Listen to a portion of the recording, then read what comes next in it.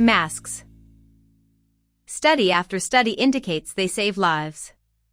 But there's one member of Congress who refuses to protect those around her. Republican extremist Representative Marjorie Taylor Greene, of Georgia, was fined again last week for refusing to wear a mask on the House floor, marking the 22nd penalty the Congresswoman has amassed since last summer. Each violation is now costing her $2,500, taken directly from her congressional pay. The total cost of Greene's refusal to mask up has exceeded $50,000, nearly a third of her official salary. Greene declared her defiance on Newsmax on Monday, claiming she has been fined over $60,000. He's fined me over $60,500 in mask fines. I refuse to wear a mask. And Chris, I have to tell you something else. I'm not vaccinated. And I will be standing strong, standing up for the people across this country that refuse to get vaccinated. Greene is not alone in her open contempt of COVID safety protocols. Fellow Georgia Republican Representative Andrew Clyde was also fined last week for going maskless, bringing his total to more than $30,000 for COVID violations. Representative Dan Crenshaw, a Republican from Texas, joined the pair in the Fined for Safety Violations Club last month, when the House Sergeant at Arms cited him $5,000 for skipping the metal detector to enter the House building. North Carolina Republican Senator Richard Burr is the subject of an intensifying Securities and Exchange Commission investigation into possible insider trading. Last week, Southern District of New York Judge Andrew Carter ordered Burr's brother-in-law, Gerald Foth, to testify before the commission during the last week of November. Burr called Foth in February 2020, a week before the coronavirus market crash, to allegedly give him non-public information regarding the potential for a financial calamity. Immediately after getting off the phone with Burr, Foth called his broker and sold between $97,000 and $280,000 worth of shares in 6 companies.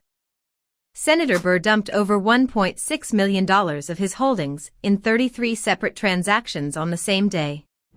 As then chairman of the Senate Intelligence Committee and member of the Health Committee, Burr had access to sensitive government intel before anyone else. Yet publicly, Burr did not raise any alarms.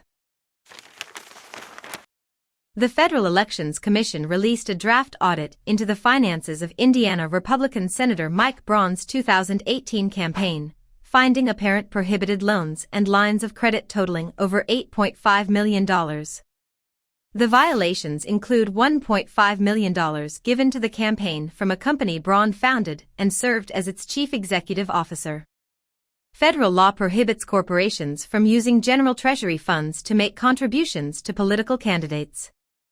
The rest of the $8.5 million flagged by the FEC was loans and credit from financial institutions that did not require collateral, with no assured repayment.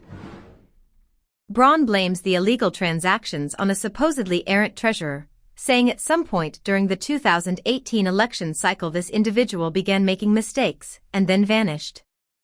However, the Daily Beast found the treasurer, Travis Kabrick, in minutes, casting doubt on Braun's explanation. Finally, last week 4 House representatives joined 45 of their fellow members of Congress in violating the Stock Act, a law that requires lawmakers to disclose investment transactions within 45 days after a trade. Democratic Representative Peter Welch, of Vermont, failed to disclose the sale of up to $15,000 of ExxonMobil stock within the 45-day legal time frame. His spokesman explained that his wife inherited the stock from her mother, and an honest mistake led to Welch filing the transaction report 8 days late. Democratic Representative Kim Schreier, of Washington, reported purchasing between $500,000 and $1 million of Apple stock nearly 2 months late. Through a spokesperson, Schreier claimed she was unaware of the transaction, which was made by her husband who handles their finances independently. It was the first time she missed a transaction reporting deadline. Democratic Representative Alan Lowenthal, of California, bought up to $50,000 worth of stock in technology firm VMware and failed to disclose the transaction on time. Republican Representative Richard Allen, of Georgia, again filed a late disclosure of stock purchased in industrial manufacturing company, Dover. The congressman bought between $30,000 and $100,000 in Dover stock in June, but did not report the transactions until October and November. Thank you for watching. If this video has been at all helpful or informative, please consider supporting me on Patreon.